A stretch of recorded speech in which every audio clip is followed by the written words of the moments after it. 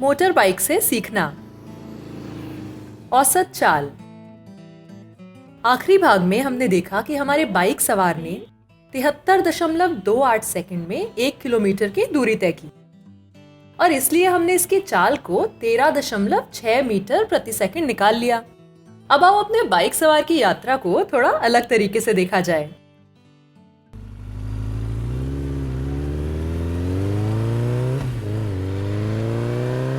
इन रेखाओं पर हम 1000 मीटर या 1 किलोमीटर बड़ी आसानी से दिखा सकते हैं, लेकिन 73.28 सेकंड दिखाना थोड़ा मुश्किल है। चलो इसे आसान बनाने के लिए 73.28 को 73 सेकंड मान लेते हैं। इसके कारण चाल में बहुत ज्यादा बदलाव नहीं आएगा।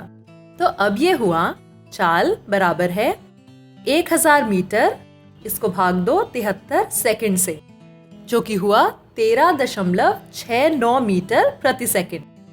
चलो इसे भी 13.7 मीटर प्रति सेकंड मान लेते हैं। पर अब अगर इस चित्र को कुछ ऐसे देखा जाए तो क्या होगा? चलो फिर से शुरू करते हैं।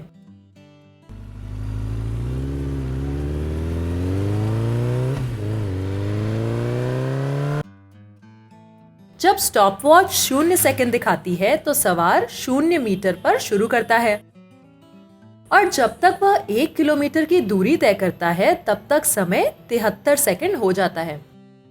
अब अगर हम यहाँ से 1 किलोमीटर पर एक रेखा बनाते हैं और समय सीमा यहाँ से 73 सेकंड पर खींची जाए, तब वो यहाँ पर आकर मिलते हैं। इसलिए यहाँ पर हमारे पास दो बिंदु हैं, एक जहाँ दूरी और समय दोनों 0 हैं और एक जहाँ दूरी 1 किलोमीटर और समय 73 सेकंड है। अब तुम पहले से ही जानते हो कि दो बिंदुओं को मिलाकर एक सीधी रेखा खींची जा सकती है, इस तरह से। अब तुम कहोगे कि इसमें कौन सी बड़ी बात है, ये तो किसी भी दूसरी रेखा की तरह एक सरल रेखा है। लेकिन ये रेखा मोटरसाइकिल सवार की औसतन चाल बताती है, जो कि है 1000 मीटर भाग दो 73 सेकंड से, यानी 13.7 मीटर प्रति सेकंड, जैसा कि हमने पहले देखा था। अब चलो इसे थोड़ा और ध्यान से देखा जाए। अब अगर हम इस रेखा पर कोई एक दूसरी दूरी ले लेते हैं, मान लो 0 मीटर से 400 मीटर, यानी कुल 400 मीटर की दूरी। हम 400 मीटर से एक आड़ी रेखा खींच सकते हैं जो ग्राफ से मिलेगी और इस तरह से एक रेखा खींचते हैं जो समय दिखाने वाले अक्ष से 90 डिग्री पर मिलेगी। जब हमने यहाँ लकीर खींची तब वो सीधे 30 सेकंड के थोड़ा पहले 29 सेकंड के पास आकर मिल गई थी।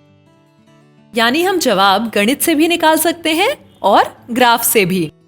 अब यह हमें यह बताती है कि अगर चाल 13.60 मीटर प्रति सेकंड है तो 400 मीटर की दूरी तय करने के लिए लगभग 29 सेकंड का समय लगना चाहिए।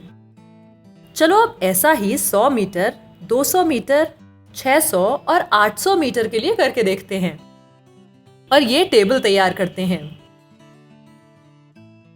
अब इस ग्राफ से तुम देख सकते हो कि 200 मीटर की यात्रा तय करने के लिए लगा समय, चाहे वो 200 से 400 हो, 400 से 600 या 600 से 800 हो या 800 से 1000 मीटर हो, वो समय हमेशा बराबर ही होता है, लगभग 14.5 सेकंड। और 100 मीटर की दूरी तय करने के लिए इसमें लगा समय आधा होता है, यानी 7.25 सेकंड। अब अगर एक मोटरसाइकिल सवार 30 सेकंड में 500 मीटर की दूरी तय कर लेता है, फिर उसकी चाल क्या होगी?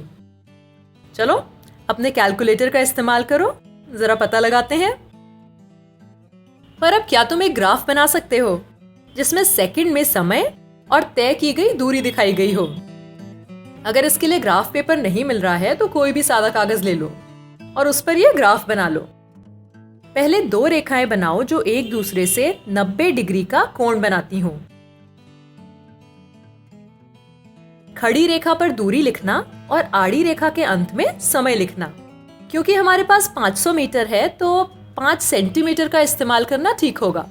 चलो 1 सेंटीमीटर के बिंदु अंकित कर लेते हैं। उन्हें 100, 200, 300, 400 और 500 कहते हैं। वैसे तो हमें आड़ी रेखा पर 30 सेकंड दिखाने हैं, लेकिन वहां भी शायद हमें 5 सेंटीमीटर का उपयोग करना चाहिए। और हर 1 सेंटीमीटर को दिखाते हुए उन्हें 10 सेकंड, 20 सेकंड, 30, 40 और 50 सेकंड कहते हैं। अब तुम इन बिंदुओं को अंकित करने के लिए तैयार हो, पर क्या तुम इस तस्वीर को पूरा कर सकते हो और पता लगा सकते हो कि सवार को 300 मीटर की दूरी तय करने के लिए कितना समय लेना चाहिए?